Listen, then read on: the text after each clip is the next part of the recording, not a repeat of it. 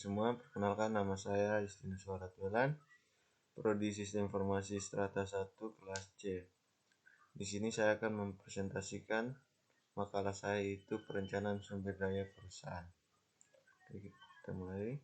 Oke, 1. Perkembangan sistem informasi.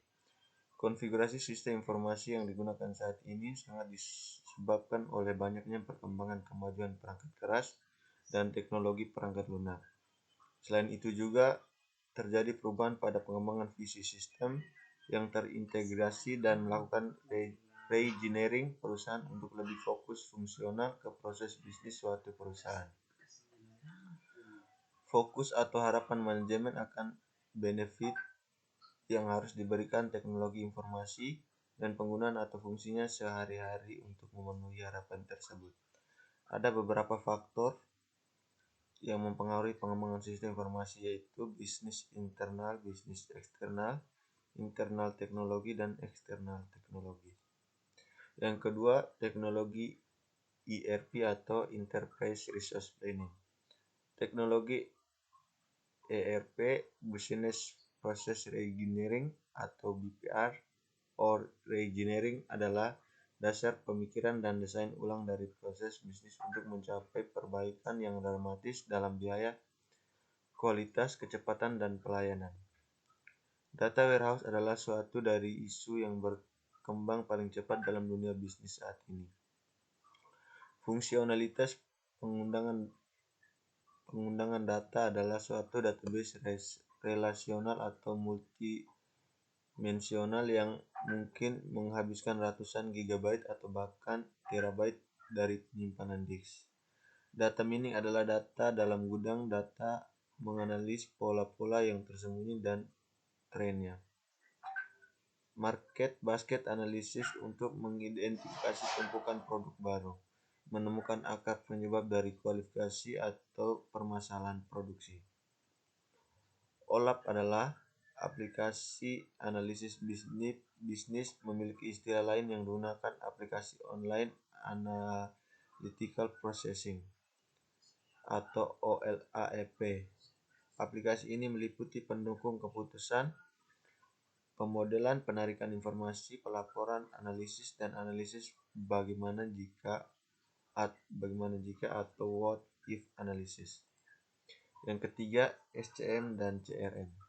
CRM merupakan kepanjangan dari Customer Relationship Management, yang berarti suatu proses yang digunakan untuk memastikan layanan sampai kepada pelanggan setelah penjualan selesai dengan mengotomasi proses bisnis yang digunakan untuk penjualan atau sales, layanan servis, dan dukungan support. Dengan kata lain, CRM sebagai sarana penghubung dari suatu perusahaan ke pelanggannya. Berbeda dengan SCM. SCM itu sendiri merupakan kepanjangan dari Supply Chain Management, adalah suatu proses yang digunakan untuk memastikan kualitas produk yang dihasilkan sudah melalui proses materi atau bahan baku. Informasi dan sumber daya keuangan secara tepat waktu. Dengan kata lain, dalam proses produksi barang atau jasa, perusahaan harus bisa menempatkan produk pada suatu tempat yang tepat dan biaya termurah, dan menghasilkan nilai efektif dan memperhatikan proses aliran kerja yang terkoordinasi. Yang keempat, implementasi ERP. Implementasi software ERP merupakan bagian dari strategi pengoptimasian kegiatan internal suatu bisnis, perusahaan, atau bisa dibilang sebagai tahap pengaplikasian fungsi software ERP terhadap kegiatan operasional yang terjadi dalam perusahaan Anda. Orang yang bertugas melakukan implementasi software ERP disebut dengan implementer. Saat ini terdapat 3 jenis sistem implementasi software ERP yang sering digunakan oleh perusahaan, yang masing-masing perusahaan bisa menggunakan implementasi yang berbeda karena tergantung kebutuhan dan ukuran perusahaan itu sendiri. Maka jenis implementasi software ERP juga harus disesuaikan. Berikut 3 jenis implementasi software ERP. Yang pertama, on-premise ERP, yang kedua cloud ERP, yang ketiga hybrid ERP.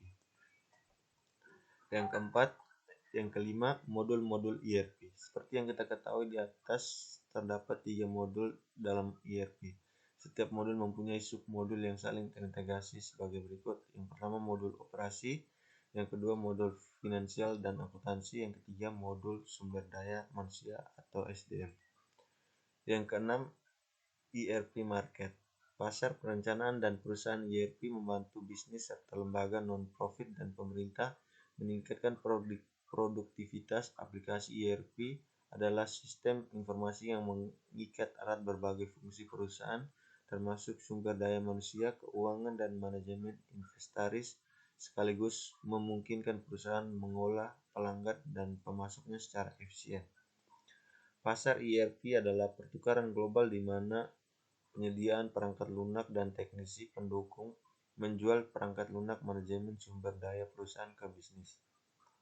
Pelaku pasar ERP bervariasi menurut status ekonomi, industri, dan strategis operasi.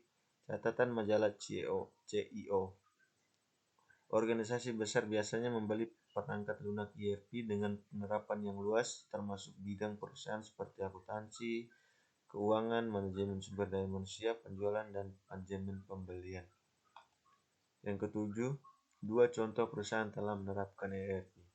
Di sini saya sudah memilih 2 perusahaan, yaitu Telkomsel dan PT PLN. Yang pertama yang saya jelaskan itu Telkomsel. PT Telkomsel adalah salah satu perusahaan yang sudah menerapkan ERP ke dalam fungsi bisnisnya, atau Enterprise Resource Planning.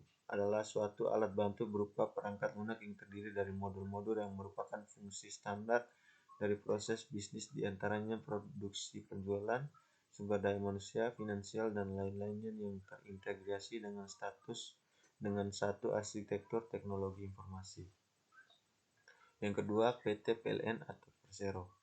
Untuk mensejajarkan diri dengan perusahaan-perusahaan penyedia listrik tingkat dunia, PT PLN atau Persero dituntut untuk mengimplementasikan sistem yang mengintegrasikan seluruh elemen-elemen pada perusahaan yang termasuk unit-unit bisnis yang diakomodasikan oleh IT. Penerapan ERP ini guna akan meningkatkan kompetensi perusahaan dan layanan. Penerapan ERP ini akan mengintegrasikan seluruh kantor PLN, baik pusat maupun daerah secara online, dan seluruh kantor PLN tersebut akan terstandarisasi. Sekian dan terima kasih. Sampai di sini saja teman-teman presentasi saya. Oke, terima kasih.